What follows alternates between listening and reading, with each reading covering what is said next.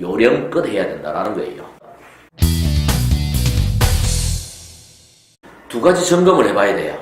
첫 번째는 내가 일을 하는 방법에 문제가 없는지를 점검해봐야 돼요. 또 하나의 점검은 나 자신에게 문제가 없는지, 정말 이 적성에 문제가 있는 건 아닌지를 점검해봐야 돼요. 방법에 대한 이야기 먼저 해보면은, 물고기를 잡겠다라는 사람이 낚싯대를 들고 산으로 올라갑니다. 산에 가서 열심히 낚시질을 하고 결과가 없다고 한탄을 합니다. 방법에 문제가 있는 거죠. 네. 물고기를 잡기 위해서는 산으로 가야 되는 게 아니고 바다나 강으로 가야 됩니다. 바다나 강으로 간다라면은 어떤 포인트에 앉아야 고기가 잘 잡히는지를 잘 찾아서 앉아야 돼요. 네. 어떤 낚싯대를 쓰고 어떤 미끼를 써서 입질을 하면은 어떻게 낚아채고 이게 종합적으로 되어서 결과가 만들어진다라는 거예요. 정말해서 요령껏 해야 된다라는 거예요. 요령에는 두 가지의 요소가 있습니다. 하나는 날리지고 하나는 스킬이에요. 날리지와 스킬에 대한 무장을 해야 된다라는 거예요. 날리지와 스킬이 결합이 되어서 고객의 마음의 문을 여는 키를 완성을 해야 된다라는 거예요. 그런 방법을 점검을 해야 돼요. 또 하나는 적성이에요. 이건 내가 체질에 맞지 않는 것은 아닌가라고 고민하는 사람들이 의외로 많아요.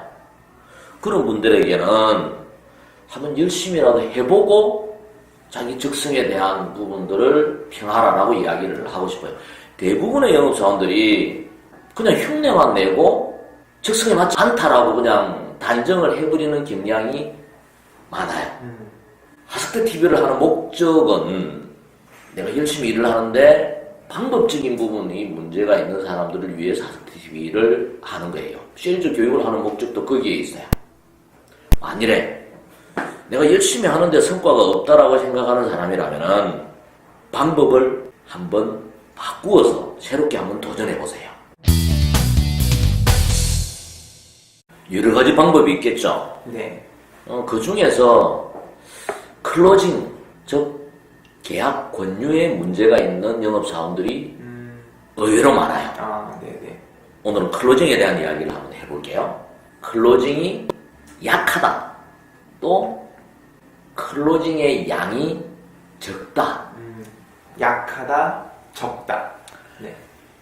약하다라는 것은 축구를 하는데 골대 앞까지는 현란하게 드리블을 해서 골대 앞까지 갔는데 슈팅을 하지 못하는 거예요. 기회를 놓쳐버리는 거예요. 머뭇거려버리고 공을 빼앗겨버리는 거예요.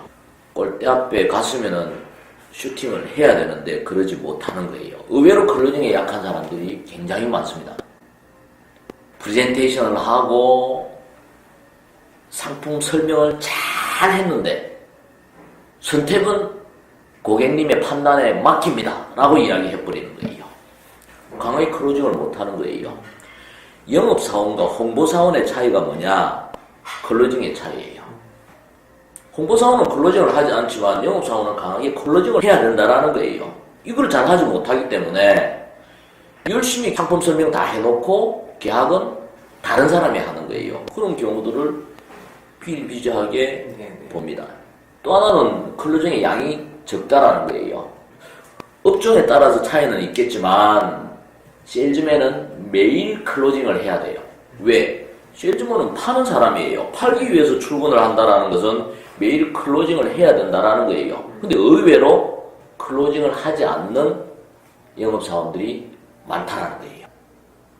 우리는 팔기 위해서 출근을 합니다. 불특정 다수의 누구를 만나더라도 내 상품을 팔려는 노력을 해야 돼요. 클로징을 강하게 해야 됩니다. 이 습관을 들이는 게 영업사원으로서 성공하는 길이에요. 계약을 만들어낼 수 있는 길이에요. 강한 클로징을 할 수 있는 영업사원들이 됩시다. 세일즈맨을 위한 영업교육 채널 하석대 TV. 매일 아침 8시에 새로운 영상이 올라오는 거 아시죠? 구독하기를 눌러주시고 하루의 시작을 세일즈 레전드와 함께하는 건 어떨까요?